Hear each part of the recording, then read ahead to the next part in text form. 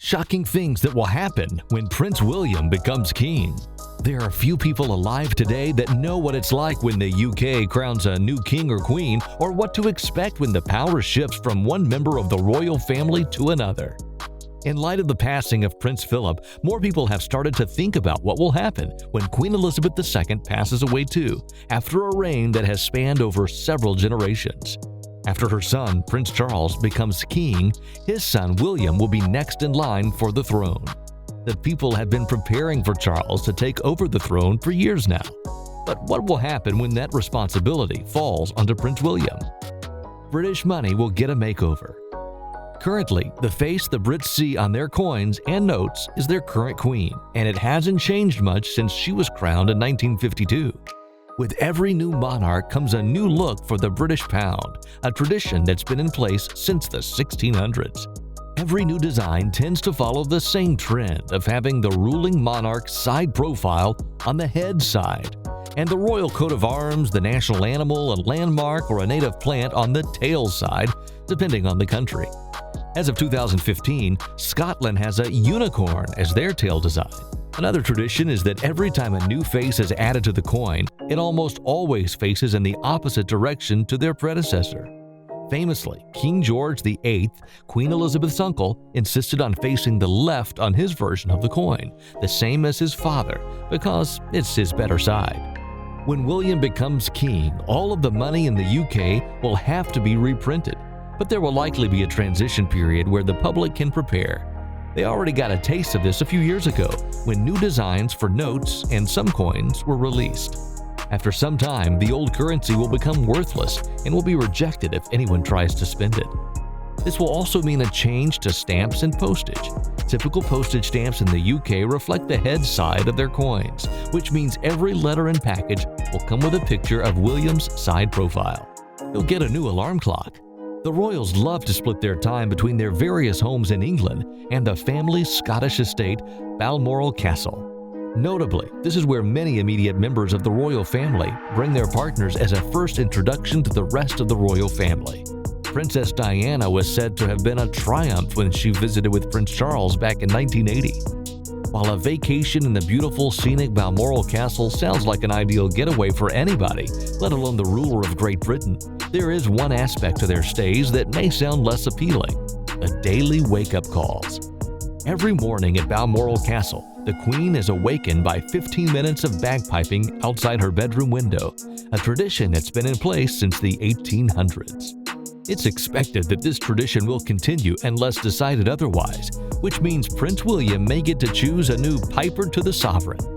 This is a very renowned position in the royal household, and the person who holds it is responsible for playing the bagpipes at the reigning monarch's request. This could be during a diplomatic event or something more personal like a wedding, or to celebrate the birth of a new family member. The current piper of the sovereign is Richard Grisdale, a pipe major for the Royal Regiment of Scotland.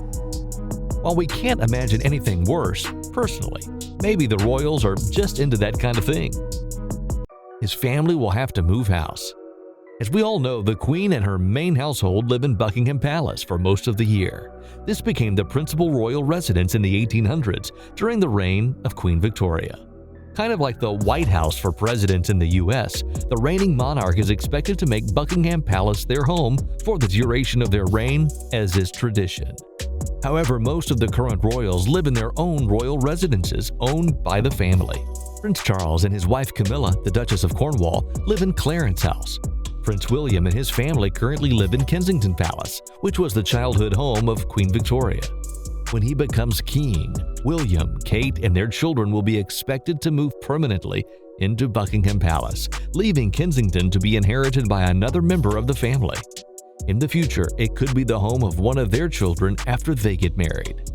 With Buckingham Palace, William and his family will also inherit the royal household staff. While there's no doubt the Duke and Duchess of Cambridge already have a staff of their own to maintain their current house, these members of staff are specially trained to uphold traditions in the reigning king or queen's household. This will include private doctors, surgeons, and priests for whenever the royal family needs them. He might change his name. Did you know that throughout history, many of the famous kings and queens weren't known by the names we know them as until they took the throne? Queen Elizabeth II's father, King George VI, was Prince Albert before he ascended the throne, following his brother's abdication.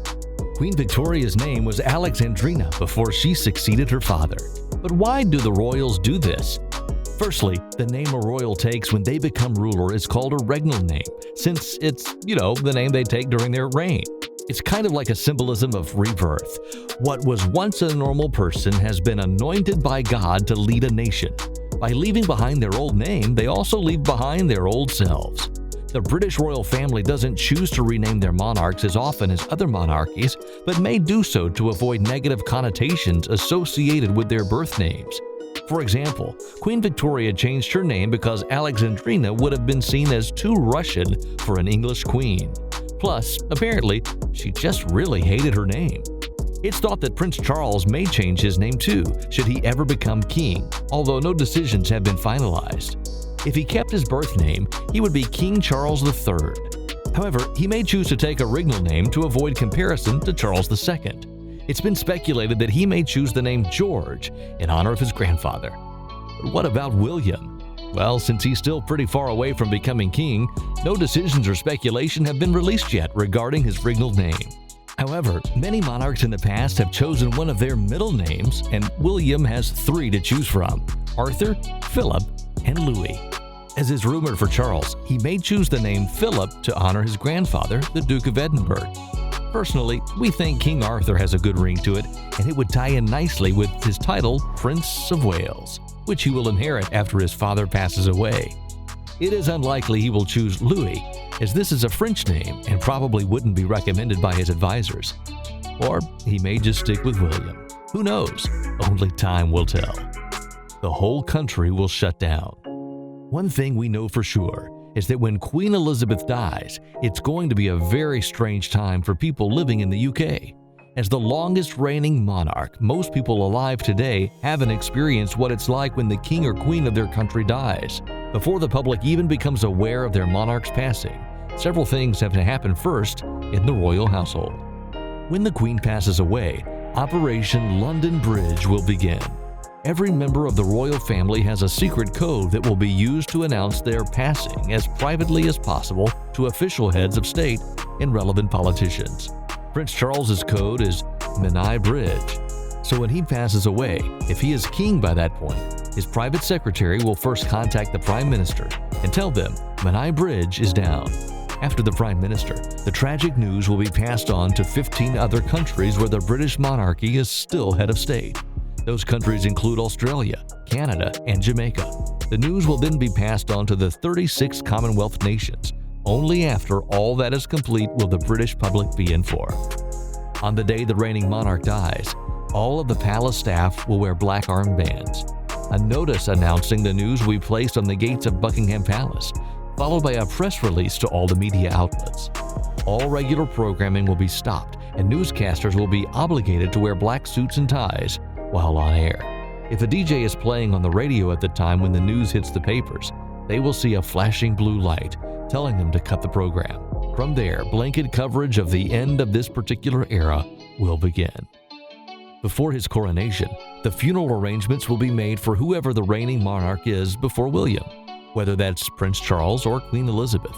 It is expected there will be 10 days between the passing away and the funeral.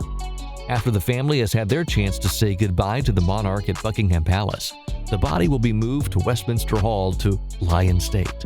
This will grant the public the opportunity to witness the monarch and pay their respects. On the 10th day, the monarch will be moved to Westminster Abbey for the state funeral. Much like the funeral of Prince Phillip, the whole event will be attended by politicians, world leaders, and the military, as well as the rest of the royal family.